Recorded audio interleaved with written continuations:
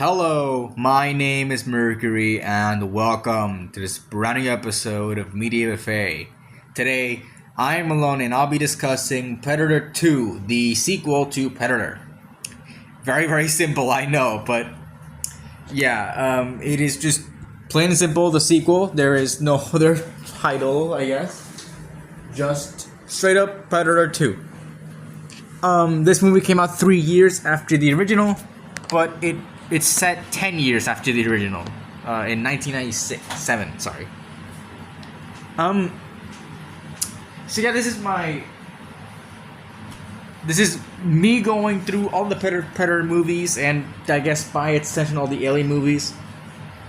This will be the last Predator movie to be reviewed in like the retro aspect of Media Buffet, because this is the last Predator movie that came out before the year 2000. Also, I know that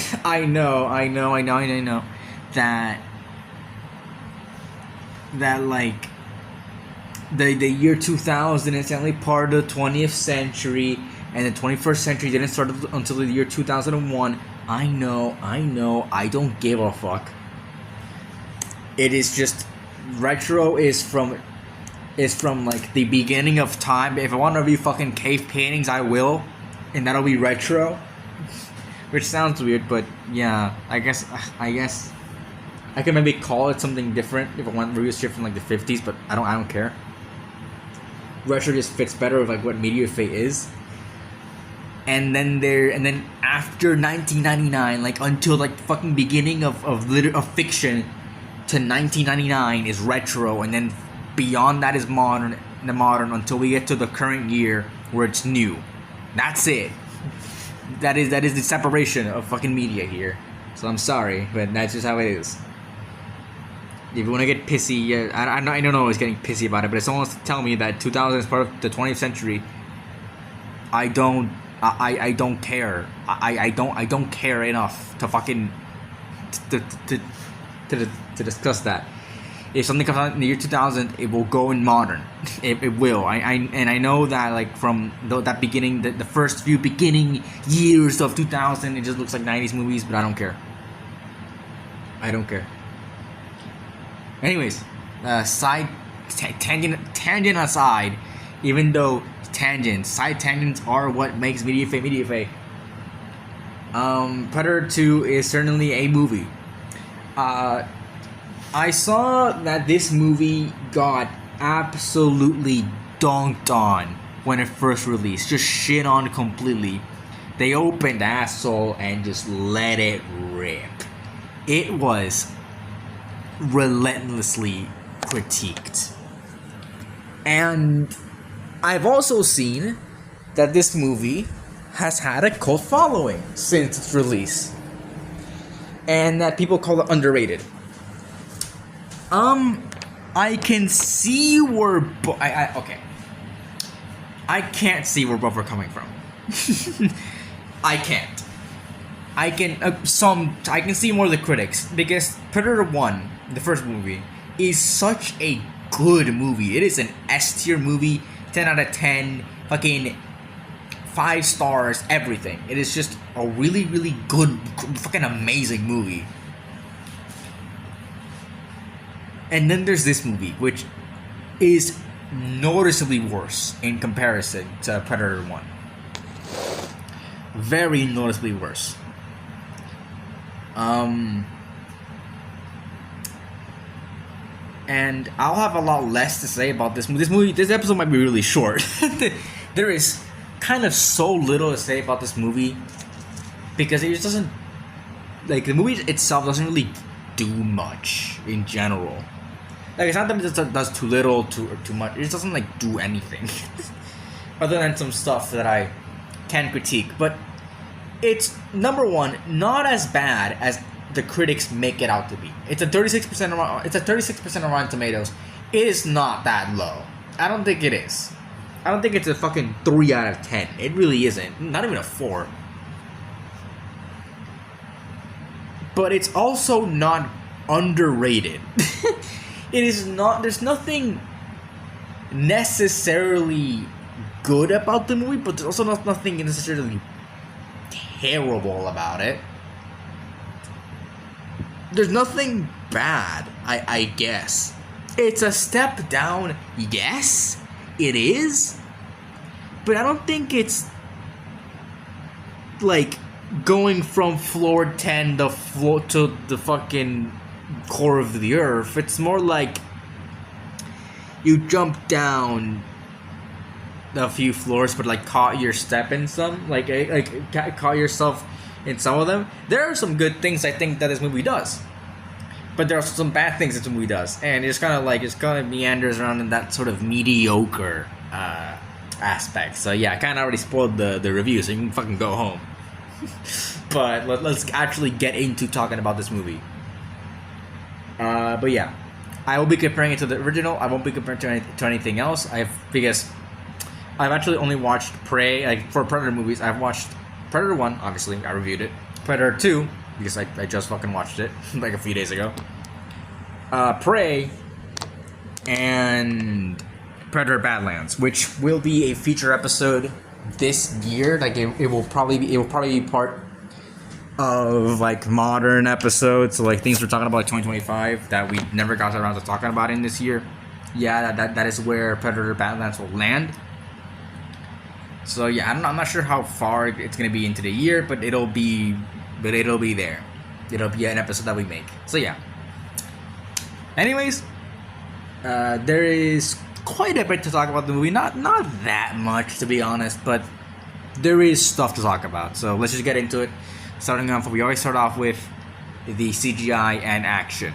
And okay, I don't know if it's just me, and I know this movie came out pretty much at the beginning of the 90s, legitimately the beginning of the 90s.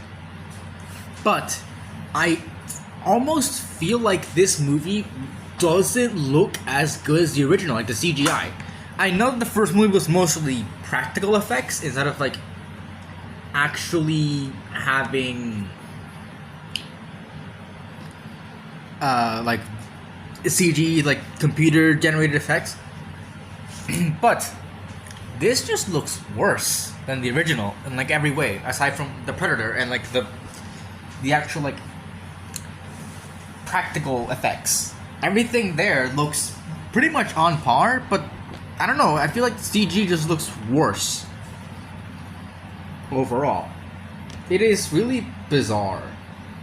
Like there's moments where green screen just doesn't look good. I know this was the very beginning of the 90s, so it's basically just using like 80s technology, but like even movies that came out before, like Terminator. I watched Terminator, and that looked way better than this movie. Then we had like Alien. Like I'm not even gonna count Star Wars, because Star Wars was just fucking like so weird. But you know, it's just really weird how bad this, not bad, but like how just worse it looks overall. But there is some like good parts in it with the practical effects, like the ship. The ship looks really good. Everything that's practical looks really well made, and but it's just the CGI. But like again, practical effects are really good. The ship is really well made, aside from like the fact when we get like the CGI and they look awful when they're going camo. I know this is legitimately an 80s to 90s technology. It's not gonna be the pinnacle of all CG animation, CG like effects, but it's noticeably worse than the original. Just saying, and like movies that came out around the same time.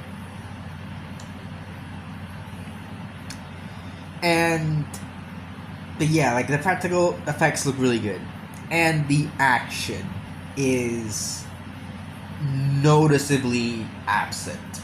What made Predator, the first Predator movie, good, like the action good, is because the characters there had to think. They couldn't brute force their way out of like the situations. They had to think how to beat the predator. And it was, the whole movie was like the predator stalking them and hunting them and seeing how they would react to that and all that, like, and how they would get the one up on the predator.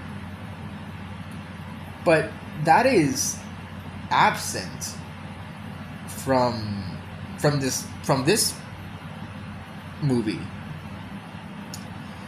This movie doesn't have that, and I feel like it had a really interesting concept here. This movie is set in Los Angeles. It is not set in a forest, in a jungle like the original. It is set in Los Angeles. It is set in a city, and I feel like it could be really cool for the Predator to have it in the city. I know that the next movie, the next official Predator movie, Predators, is set in a jungle. So there's that. But then there's the next movie after that, which is No Predator, which I am not excited to watch. That movie I've heard nothing good about. Nothing but complaints. It is like nothing but like critique. Nothing in that movie apparently works. So I'm gonna get to that movie. That's the fourth movie. Technically like sixth movie down. But yeah, it is that's gonna be insane to get through. It's the Predator. So I've heard nothing good about it.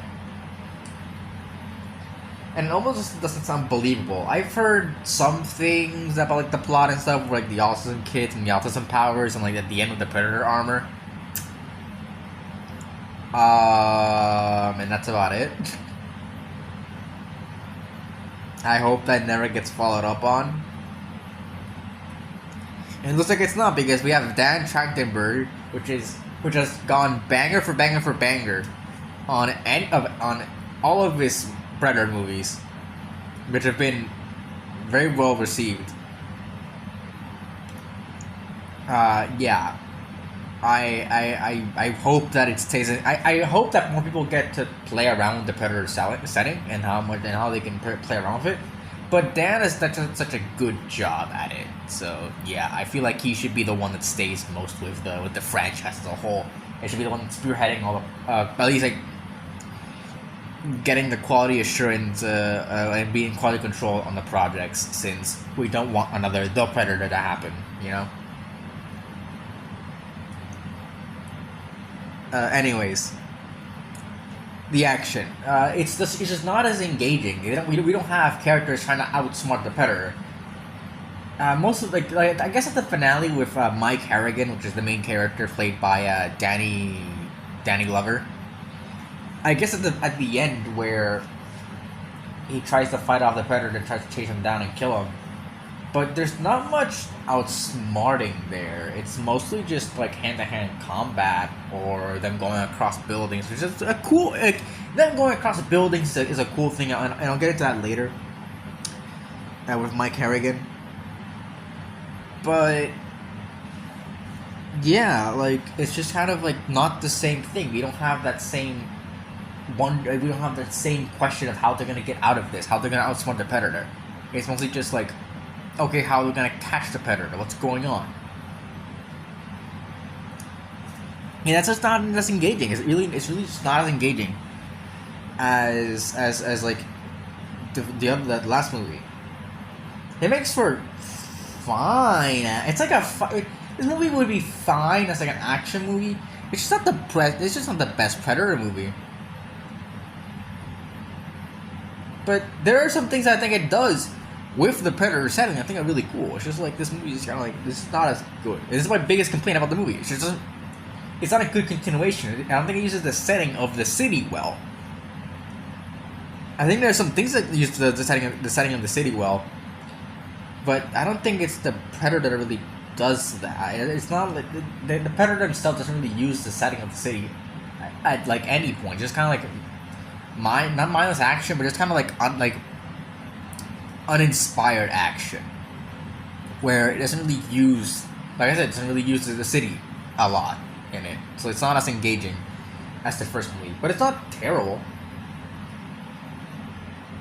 because there are so much cool things in this movie that I do like about the how they try to treat the city as a sort of like a threat to anyone to like trying to get this predator. Yeah. That's all I gotta say about the action. It's just kind of weird, not as good as the original. So let's move on to the characters. Starting off with Mike Harrigan, I have not much to say about any of these characters at all. Mike Harrigan, I feel like he doesn't have much of a character arc. He doesn't grow throughout the movie, and that's fine. Not every character needs to grow throughout things. But I like how just kind of optimistic he is throughout the movie and how much of like a good presence he has. Because this movie's very, I guess the best thing I can put it is gray. It's just kind of like very, yeah, it's like a very like, I don't want to say dark, but it's very just gray. That's it. It's just gray. Like I don't know. Like it feels. This might be really weird, but it feels like a fucking gray, cloudy day. It just kind of like feels grim, but not like a dread grim. It's just like this is just a bad day. It feels like it's raining during the daytime. You can't do shit. But this character is like wants to get justice. Wants to find out what's going on in the plot, which I'll get into later. Because the plot idea I do like. It's just like kind of doesn't do much with it. But yeah.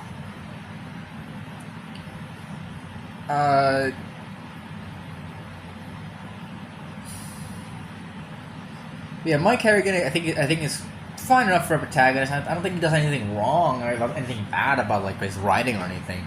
I like that he has acrophobia, which is the fear of heights. I feel like that should have been played around more, but towards the end, we see that the Predator is like very agile, jumping across buildings and shit.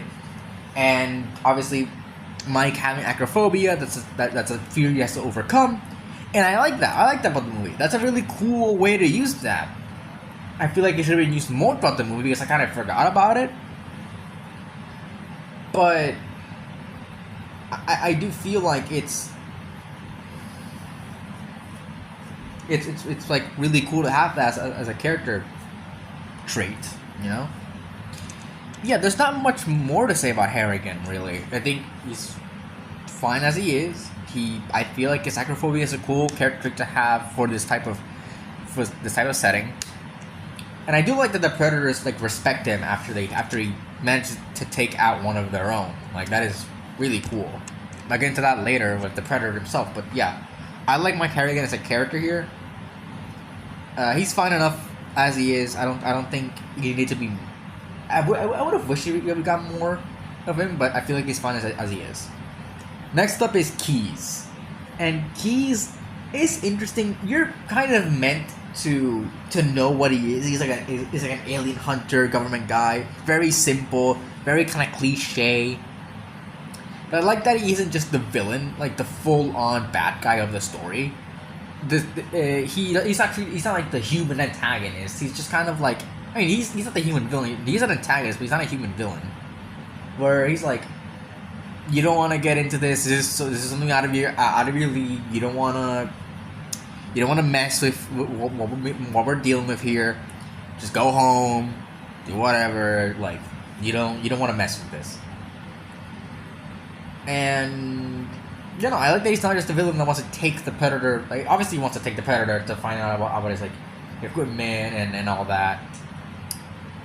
But he's also just not like trying to kill anyone who gets in his way. Like he knows that he has to do this like by the books. So yeah, I like that about Keys. Overall, I feel like his like character role was very, very, very obvious as soon as you kind of connect the dots to what's going on.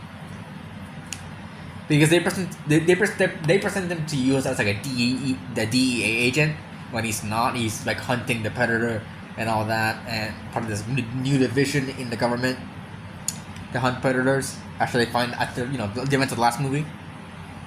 But yeah, I feel like that's a cool progression since obviously they would report that, but they wouldn't the government wouldn't make that public.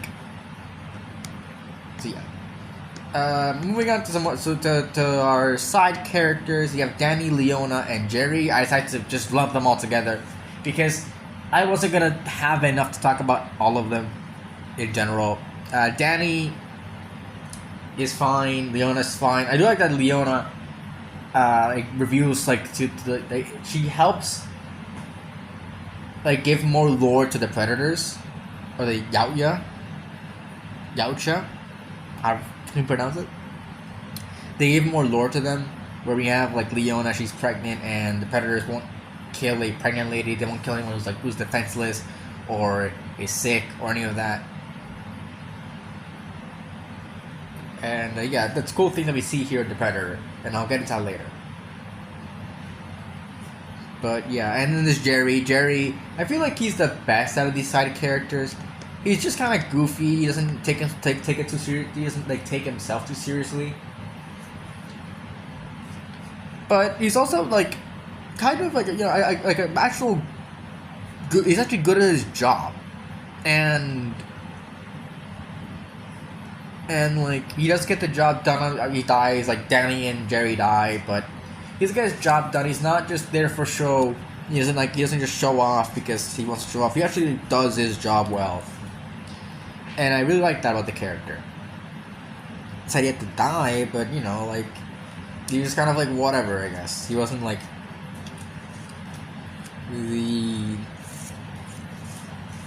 he wasn't the main character. He didn't do much. Not of importance, but just in general. That's why all these characters are lumped together. It's because there's not much more to say about them other than their personality and what they kind of contribute to everything. And Jerry's just kind of fun, but there's not much to him. And next up I want to talk about is the Predator. I like that the Predator, we get more characterization towards their species, where they won't, again, he finds a child in the park and he doesn't hunt them because it's a child. And again, with Leona being pregnant, doesn't hunt them. And how their culture is this isn't just they hunt humans because they hunt. I mean, obviously they hunt for sport, but it's part of their culture to hunt. And I really do like that. I really, really do like that.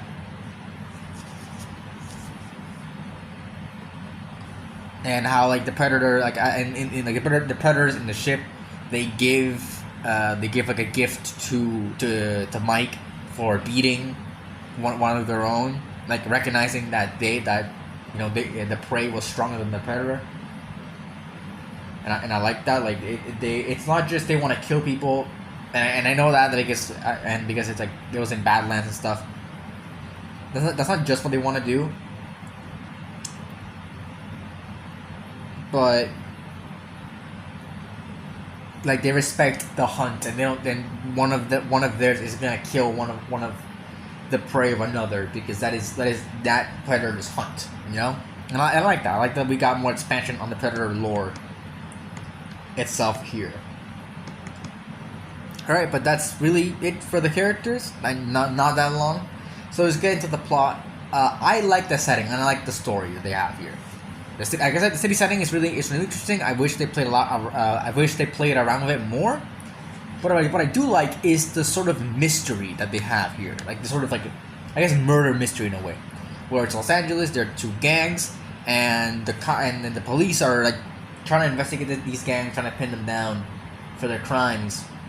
But then inadvertently, the Predator coming in here and killing a bunch of them starts a mini gang war between them. There already was one, but tensions rise, and the police are investigating and they're trying to connect the dots to what's happening, and I really like that for a Predator movie. I feel like the thing is that I feel like a lot of it is you're kind of waiting for things for them to realize it's an alien. Yeah, obviously that's the whole thing, but you kind of already know what the mystery is, and just kind of like waiting for them to catch up. That's the big thing. Like you very like with keys, what I mentioned, it being obvious. You very early on realize that okay, he's hunting the predator. It's very obvious he's hunting the predator. So it's almost just kind of like a waiting game until Mike gets like told by the government, hey, this is what's going on and stuff, and then it's like okay, like now we're doing the predator. The predator himself doesn't really show up throughout the entire movie. I do like the whole thing with the gangs and the hunter and the predator hunting down the gangs because they're powerful, they have power influence and stuff. So yeah, that's cool. But like having the mystery aspect be like you kind of by the beginning already know what happened. It's like you're kind of waiting for the characters just to catch up and get to the point, you know. It's not. You're not really interested into what's going on. It's not like you want to know the predator's motive or what it is. You already know what a predator is. By this point, you're not. It's not the first movie. It's not the first movie. I feel like this would have worked best if it was the first movie, or if I don't know. It wasn't just so obvious what was going on. I feel like you could have kept the mystery up with Keys a lot more. Maybe make him a little bit more involved in the gang warfare that's going on. But aside from that, there's really not much there. I feel like this movie could have been a lot better if there was just a lot more attention put into it. Yeah, just the plot, the pacing is fine. Everything's fine. It's just not as good as it could have been. It's very like missed, like just wasted potential, kind of. But yeah, no, like that's really all I gotta say about the movie. It's just kind of like it doesn't use the setting well. The whole gang war thing is a cool idea, and I like that. But you kind of just already know what happened, and you're kind of waiting for the characters to catch up. It's just very obvious, but it's not a bad movie at all. It's not a good movie. It's not a bad movie. It's an okay movie. So yeah, but it does have its strengths of like furthering the lore of the predators, and honestly, the ideas there are solid. They just needed a little bit more fleshing out for it to make it an actual good production. So yeah, it has its strengths. It has its weaknesses, but overall, it's not a bad watch. Yeah, that's why I'll give it a C tier. Not bad, not good, just okay. So yeah, that's about it. What did you guys think of Predator 2? If you watched it, leave in the comments below. If you want to give us your feedback, you can like or dislike the video on YouTube or rate us on Spotify. If you want to stay updated with our content, you can subscribe on YouTube or follow us on Spotify. And if you want to follow our other socials and learn some early reviews from me, there are all my socials, and everyone's socials will be appearing in any episodes will be in the description below. So, yeah. That's about it. See ya.